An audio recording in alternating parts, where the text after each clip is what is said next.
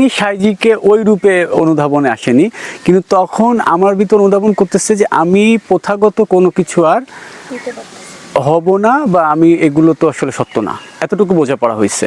তো তখনকার হাল দাঁড়াইছে আমি নাস্তিক। প্রথাগত ধর্ম বাদ দিলাম, আমার পরিবার বলতেছে সে পাগল হয়ে গেছে, কারণ আমি তখন সাম্যবাদ, দান্দিক বস্তুবাদ এগুলো নিয়ে পড়াশোনা করতেছি, কার্ল মার্কসকে নিয়ে পড়াশোনা করতেছি। আমি অল্টারনেটিভ প্রকৃতি, এনার্জি, সোল এগুলো নিয়ে আমার একটা পঠন পাঠন পর্যায়ে চলতেছে। হ্যাঁ, তখন আমি মানসিকগত হয়ে উঠতে পারিনি, তখন বস্তুগত রাজ্যেই আমার চলাফেরা আছে, আত্মাতে তখনও পৌঁছাতে পারিনি।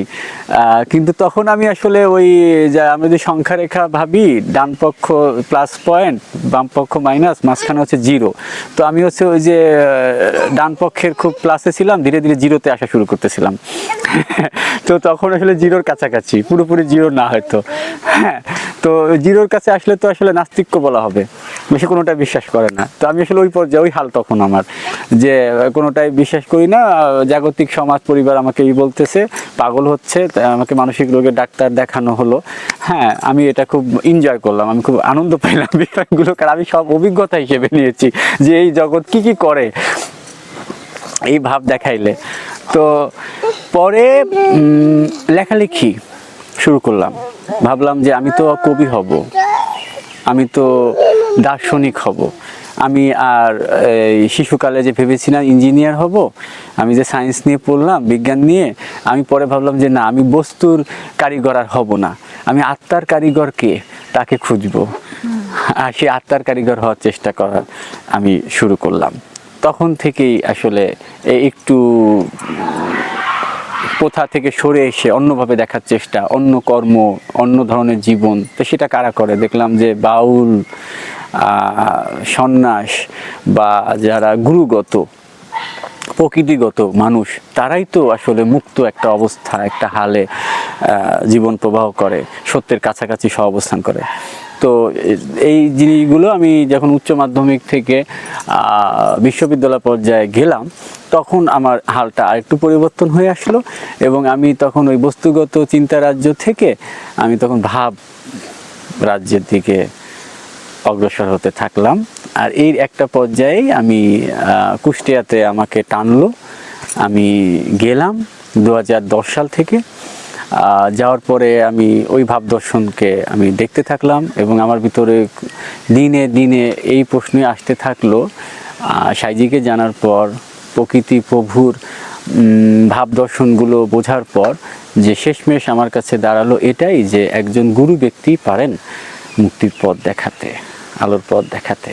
তখন আমার ভিতরে গুরুকে খোঁজা শুরু হলো, এবং সেই ধারাবাহিকতায় প্রভুর কৃপা ছিল নিশ্চয়ই।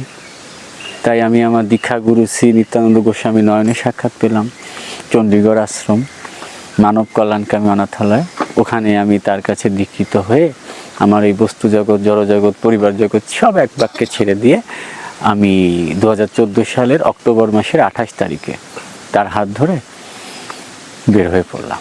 আপনি এই যে কুষ্টিয়াতে গিয়ে আপনি আপনার যে সাধুদের সঙ্গ পেয়েছেন, তো এটা কত সালে?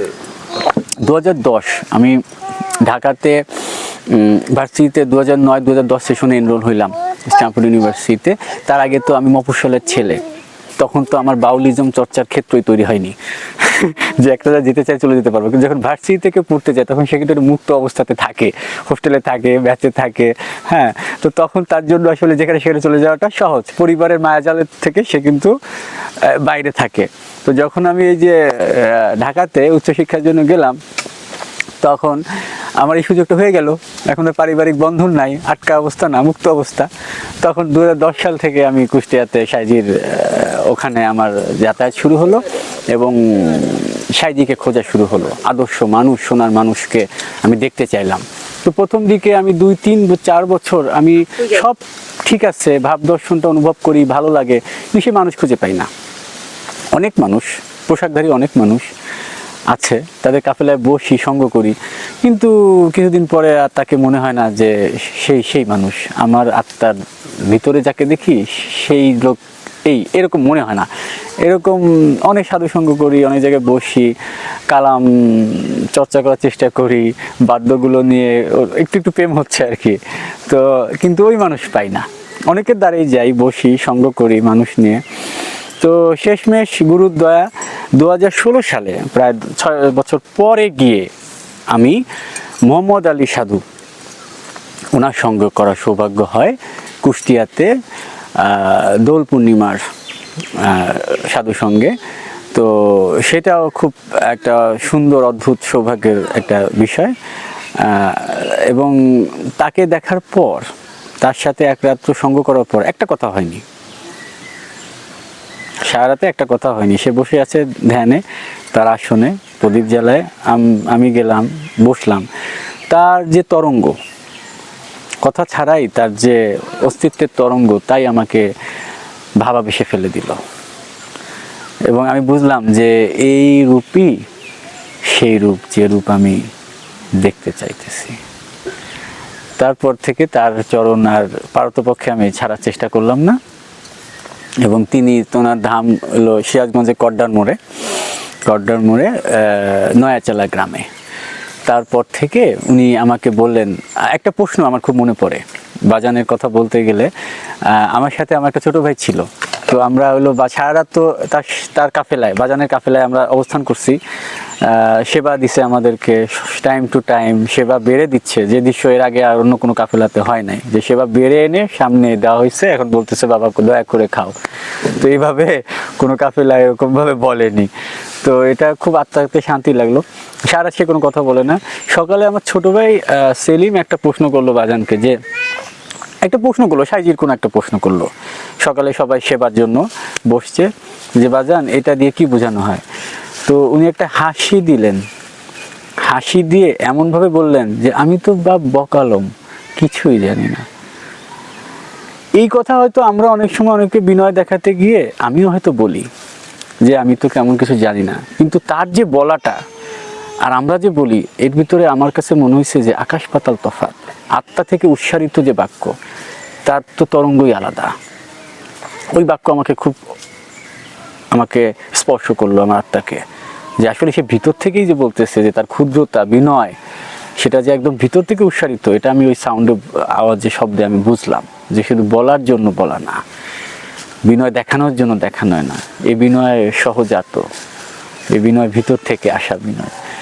যে সে বলতেছে আমি কিছুই জানি না বা বকলম, তাহলে তোমরা আমার কাছে আইসো, এইটুকু বললো। তখন জিজ্ঞেস করলাম যে কিভাবে আমরা যাব, কোথায়? তখন বললো তার যিনি একান্ত ভক্ত ছিল, মুক্তা সাধু, বললো তার কাছ থেকে নাম্বার নিতে বললো। পরে নাম্বার নিয়ে তার পরের বছর 15-তে এই সাইজির ওখানে সাক্ষাৎ হলো। পরের বছর 16-তে বৈশাখ মাসে আমরা গেলাম শাহ কামাল, জামালপুর। ওখানে 1 মাসের ওরস এবং মেলা হয়। ওই মেলাটা শেষ করে ফিরতেছি, তখন কড্ডার মোড়ে মোহাম্মদ আলী সাধু বাজানে স্মরণ করলাম, তার কাছে গেলাম, এবং যাওয়ার পরেই আমার আত্মাটা আটকে গেল ওখানে। এবং তারপর থেকে যতদিন উনি দেহ ধারণ করেছেন, আমি ওনার সঙ্গ করার সুভাবটা নেওয়ার চেষ্টা করেছি। এবং আমার এই জন্মের সবচেয়ে ভালো সময় আমি মনে করি তার সাথে যে 6টা বছর সঙ্গ করেছি, এটা আমার এই জন্মের স্বর্গীয় সময় আমি বলবো। হ্যাঁ, এই রূপান্তরটা একবারই সাইজি বলতেছে জানিতে হয় ভাবাবেশে। হ্যাঁ, তাহলে এটা বলে কয়ে না, পরিকল্পিত না, পূর্ব নির্ধারিত না।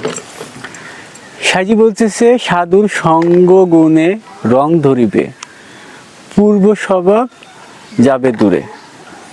সাধু যারে কৃপা করে, প্রেমময় হয় প্রেম তরঙ্গ।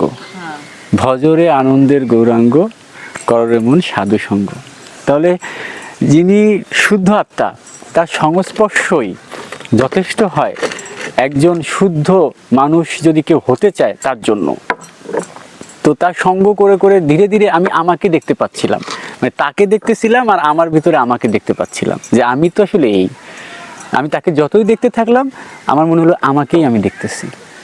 এই বোধ আমার ভিতরে সঙ্গ করতে করতে জাগ্রত হতে থাকলো, এবং মনে হতো আমাকে আমি খুঁজে পাচ্ছি। এবং তার মুখের কথাগুলো মনে হচ্ছে আমার কথাগুলো সে বলতেছে, আমার এরকম বোধ হতে শুরু করলো। সে যে যখন যেটা বলে আমি অদ্ভুতভাবে উপলব্ধি করতে পারলাম, আমার মনে ভাবটা সৃষ্টি হওয়া মাত্রই তার 2-1 সেকেন্ডের পরে সেই কথাটা তার মুখ দিয়ে বের হচ্ছে, এরকম হতে শুরু করলো। যখন এরকম হতে শুরু করলো তখন আমি স্টপ হয়ে গেলাম, আমি একদম বাক্যহারা হয়ে মাজুব হয়ে গেলাম। আমি দেখলাম যে আমার আত্মাটা তো তার ভিতর নিহিত, আমি দেখতে পাচ্ছি, নাহলে আমার ভাব আসার আগেই সে কিভাবে তা বলতেছে।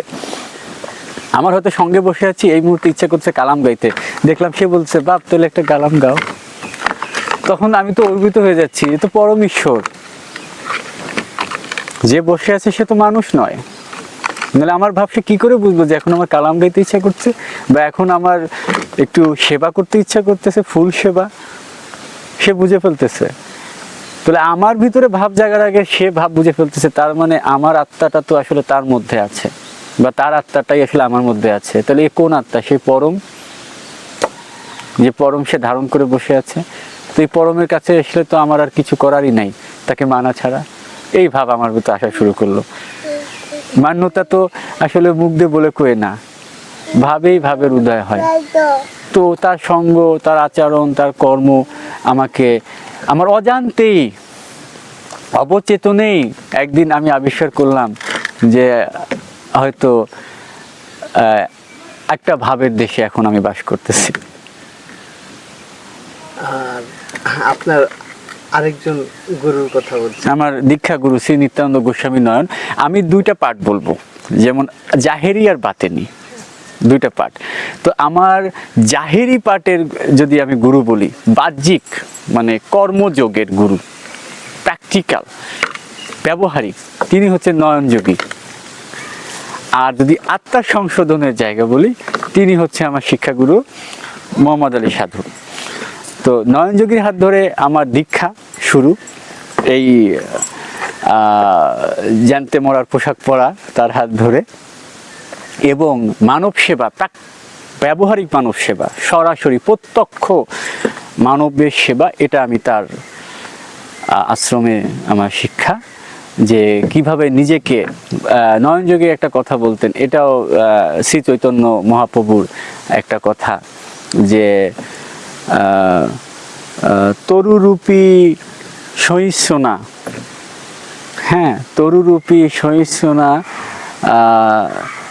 মানে এটা সংস্কৃতিতে এটার অর্থ দাঁড়াচ্ছে টিনের মতো সহ্যশীল, মাটির মতো সহনশীল।